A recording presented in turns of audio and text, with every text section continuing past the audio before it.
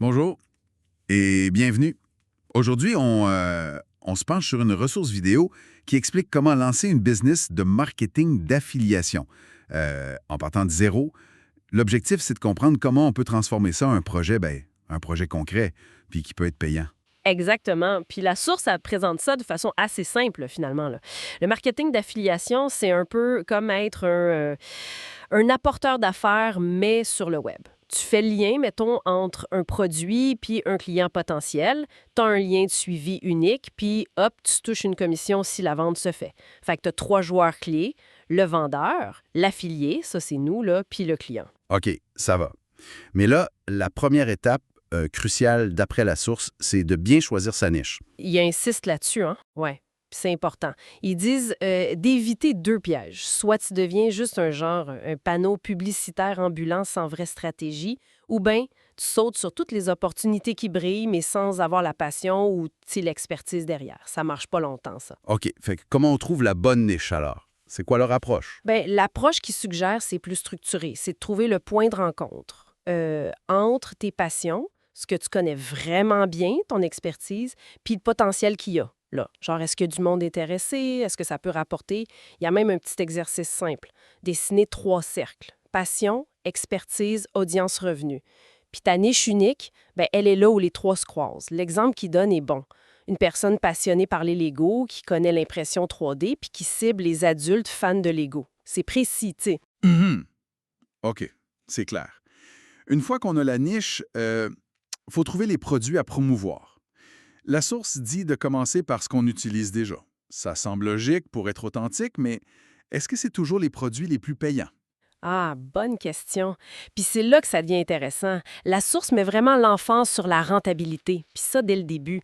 Il déconseille fortement, surtout quand tu commences puis tu n'as pas beaucoup de trafic, là, de choisir des produits avec des petites commissions de rien, genre quelques piastres.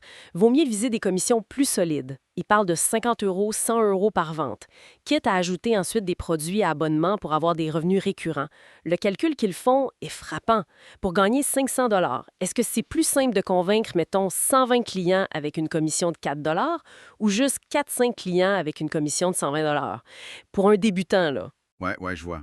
Mais c'est pas la même game. Ça change la perspective, c'est sûr. OK, ensuite vient la création de contenu. Faut bien attirer du monde vers nos liens. C'est quoi la stratégie proposée là-dessus? Ben, c'est une stratégie double, en fait. D'un côté, une présence quotidienne ou presque sur des plateformes plus court terme. Pense à Instagram, Facebook, TikTok, pour rester visible, créer de l'engagement rapide. Puis de l'autre côté, une stratégie long terme. Ça, c'est basé sur le SEO, le référencement, un blog ou une chaîne YouTube. Là, le contenu que tu crées, il travaille pour toi 24/7, même quand tu dors.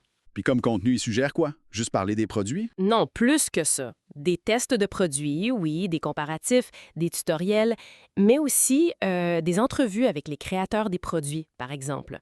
Ça peut être super pertinent pour l'audience. Le but, c'est toujours d'apporter de la valeur, pas juste de pousser un lien. OK, ça fait sens. Mais attends une minute.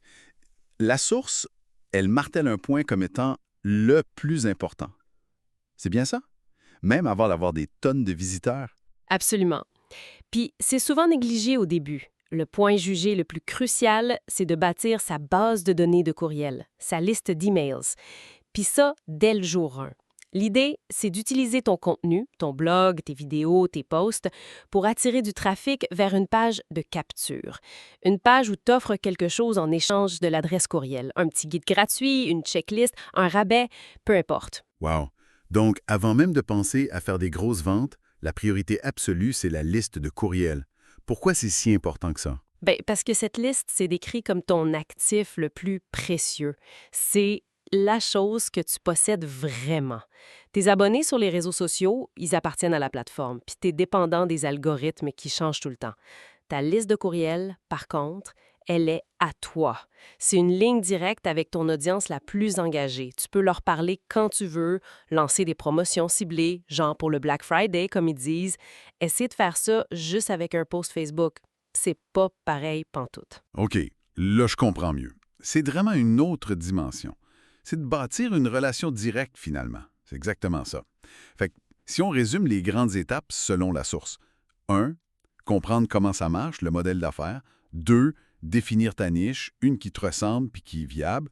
3, choisir tes produits intelligemment en pensant rentabilité. 4, créer du contenu pertinent sur le court et le long terme. Puis 5, le plus important peut-être, bâtir et utiliser ta liste de courriels dès le début. Donc, au final, qu'est-ce que ça veut dire?